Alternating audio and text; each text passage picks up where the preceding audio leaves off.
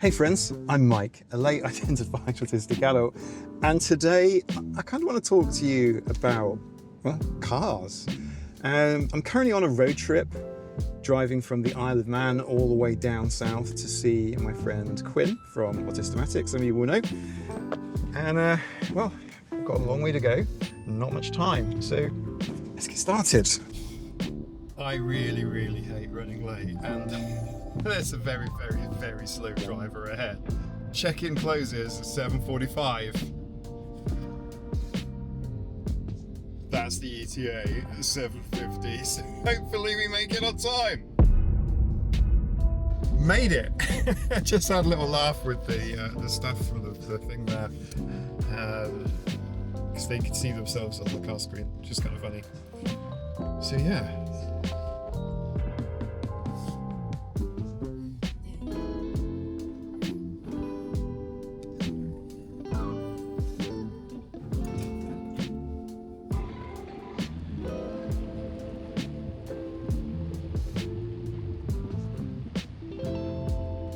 You know, they say that in America, they drive on the left-hand side of the road.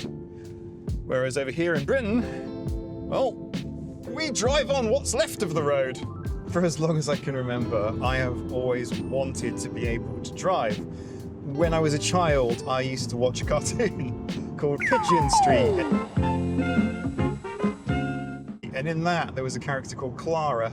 And Clara was a long-distance lorry driver. And I thought, growing up, that I too would become a long-distance lorry driver. I thought that would be a really good occupation for me because, well, you're on your own. You're just going from one place to another. You're following a set of rules. It is relatively peaceful. And you're free to listen to music, or you're just free with your own thoughts. It is quite possibly quite an autism-friendly occupation. But when it came time to actually learn how to drive, I failed my first test. I tried again, and I failed my second test. I tried again, and I failed my third test. So I tried again, and I failed my fourth test. Now, bearing in mind, all of these tests are quite expensive. You can't book them immediately. So it took me a really long time. It took me a good couple of years just trying to learn how to drive. I pretty much thought I had it, but something would happen that was unpredictable, and I just let myself down in the end. I booked in for a fifth test. And this time, as the driving instructor was going down all of the little minors that I'd failed on, you're allowed a number of minors. I saw there were no major faults on the test, and I had passed, and I couldn't believe it. There's a major chain of supermarkets in the UK called Tesco's. I guess it's a little bit like Walmart for those of you in the United States. When I was at college, I had a job working in Tesco's, and so I'd have to walk to get there. Or even walk to get to the bus stop, to wait around to get on a bus, to then drive down to the nearest bus stop and then get off and walk. Sometimes I would just prefer, as long as it wasn't like absolutely pissing down with rain, I'd just walk the whole way myself, it'd be fine. At least I was on my own, with my own thoughts, listening to my own music on my little Sony Walkman. The bus service in the UK at the time, or at least in this town where I used to live, was really bad. The buses sometimes just wouldn't even bother picking you up, they'd just sail straight past. And of course, when you were on a bus, you had to deal with just the noise and the smell and the chaotic, unpredictable environment of public transport. After I'd passed my test and I had driven myself to work that day, I was dry, I was happy, I was just in my own little safe space, my own little cocoon against the world. But after passing my test, I was so keen to get my first car. And that car was a Ford Fiesta. Ford Fiesta 1.1 litre Pop Plus, or Popular Plus. It was originally a red car, but by the time it was mine, it was pink after being bleached in the sun. Quite a bit of it didn't work. If you're old enough to remember manual cars with chokes, you know, where you had to kind of pull the choke out and then run it with the choke and then push the choke back in. It wasn't like having to get outside and wind the damn thing up, but it was very, very basic, very, very manual. It used to get me about 75 miles to the fiver. So what would that be? 75 miles of driving for around, I guess, $10, if that's fair to say. It opened up my world so much wider than just having to get a job within walking distance. From a career perspective, it was absolutely fundamental. I definitely couldn't have had the career that I've had without being able to drive. I've spent more time than I care to admit, hundreds of thousands of miles driving up and down the UK's motorways, just like this one. I would be horrified if I had to add up how many hours of driving that is. And after a while, of course, driving becomes second nature and you really do get used to it. And it moves from being something that you have to think about, like when you're learning, to being something that's more automatic. I know why driving has become so incredibly popular for so many people, why there are so many cars on the road. Our society has been designed throughout the 20th century largely around the motor car, or I guess this is electric, so electric car, but it's society is very, very, very car centric. Talked about work earlier, and when I was working in London, there's no way I drove. I commuted by train and walked, just like pretty much every other Londoner. There is no, you'd be absolutely mad to own or run a car in London where there's nowhere to park it and walking is faster. There is a strange societal pressure about learning to drive. There's almost a societal pressure in obtaining a driver's license, like it is something that you have to do as part of, like, you have to, you know, get good grades, you have to get a driver's license, you have to do this, you have to do that. And honestly, you don't. So I know I mentioned earlier that being able to drive really has opened up career and other opportunities for me, but so much of my work has been done in and around cities, in places where you would have to be bonkers to want to have a car. Say, for example, London, we've got nowhere to park it for a start. You've got nowhere to put it. But the running costs are incredibly expensive. If you want to park, you have to pay a huge amount of money for the privilege. Crime is incredibly high. Vehicle crime is a real thing, a real concern, particularly in our cities. And honestly, you are so much better off using other modes of transport, public transport, walking. I find public transport to be really unpredictable. When I was commuting in and out of London on the train, it would smell like a mix of Burger King, urine, and sweat. All things I'm not that keen on. Sometimes it could be incredibly bright or incredibly unpredictable. The car is kind of, for me, it's kind of like a safe space, a genuine safe space. You have your own temperature, your own music. It's like a home away from home. I've got everything I need in the car. Literally, I've got my usual things. If you look at my previous video on what's in my bag, all of those things, I've got what's in my bag things in the car. Also, I have things like my Manta plush. I've got everything I could possibly need in the car, including my Manta. It's literally all here. Everything that I need for a few days away. I'm definitely missing my cats though. I like to be able to just choose when and where I'm going and how I'm going to get there, if that makes sense.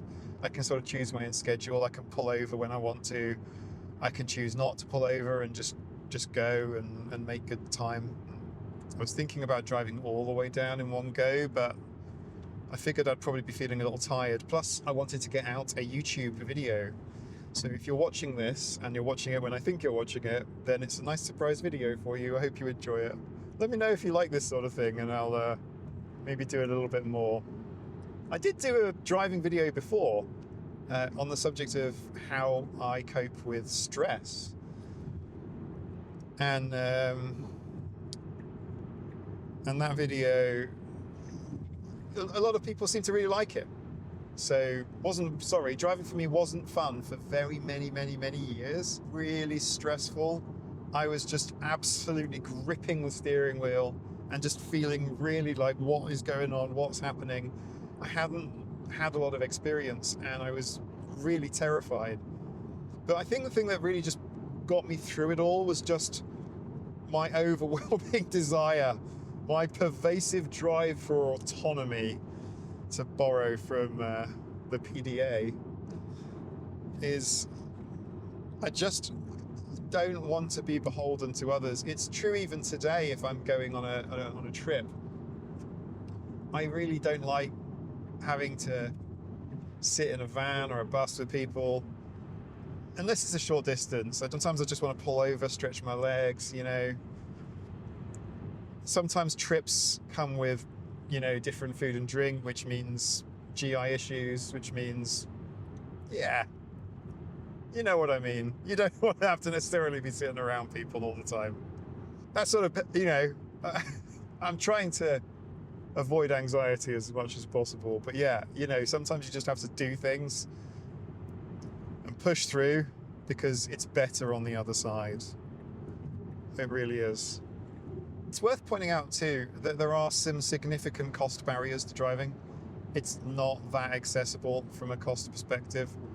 Learning to drive is very expensive. You can do it on the cheap. You can have some, depending on what jurisdiction or country you're in, you can have a driver with experience sitting next to you and you could just get your hours in, get some practice in with them, supervising you. But a professional driving instructor is great, but obviously you have to pay them by the hour. It gets quite expensive. The test itself is expensive. There's a theory test and a practical test. Not to mention the fact that fuel just keeps getting more and more expensive.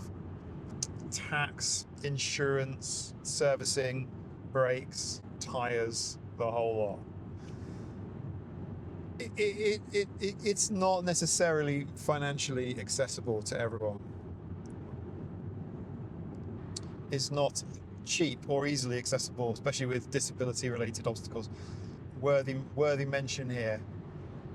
In the UK, it's pretty common to drive a manual car.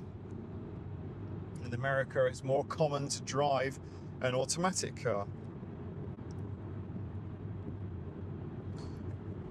But increasingly more common nowadays, everywhere, are electric vehicles. And electric vehicles are significantly nicer to drive, much easier. I mean, literally, it's just one pedal driving. And cars these days are getting a lot easier to drive on the whole with automated driver systems and things like that. There are a lot of safety systems, but there are a lot of automated driving systems too that kind of take off some of that cognitive load for you. I mean, you always need to be paying attention, but driving is now so much easier than it ever has been before. And like I mentioned, with vehicles like electric vehicles becoming more and more popular, they are not only cleaner, but also cheaper to run. The tax and insurance is cheaper generally. Servicing and maintenance is generally cheaper too. I'm not using the brakes, for example, since the car slows down with regenerative braking. Since this particular car and other electric vehicles like it slow down using regenerative braking, the brake pads and brake discs don't wear out at the same rate as they would otherwise, which also saves you money. So things are getting better in that respect. It's a lot easier to drive than any car made in the last 10 years than it was my very first few cars, to be fair. I know some people get really into their cars, their particular cars. I know it can be an autistic topic of interest as well. And people get into their brands and their models and, meet up for owners clubs and all this sort of stuff. But for me, I think the main thing is it's my own kind of controlled environment. If I want to go a bit faster, law permitting, I can. Slower, I can. I can pull over. I can stop. I can take a detour. I can say, hey, I've got a bit more time now. Let's go check out some new, interesting thing nearby or whatever. I mean, you can listen to music. You can stim. You can set the temperature to how you want it, whether it's warm or cold. Nina and I usually fight over that. She loves having heated seats and the heating on, and I'm kind of the opposite. I like cold. I suppose my point is that you get to have some agency in how and when, and maybe not why, but you get to have some agency in how and when you arrive at your destination. Set off in the middle of the night when the buses aren't running?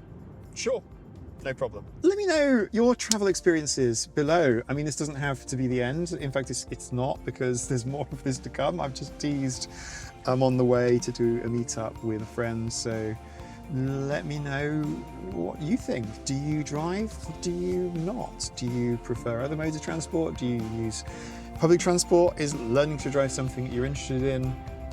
I'm really interested to know. So let me know in the comments below, and I will see you all very, very soon. Bye for now.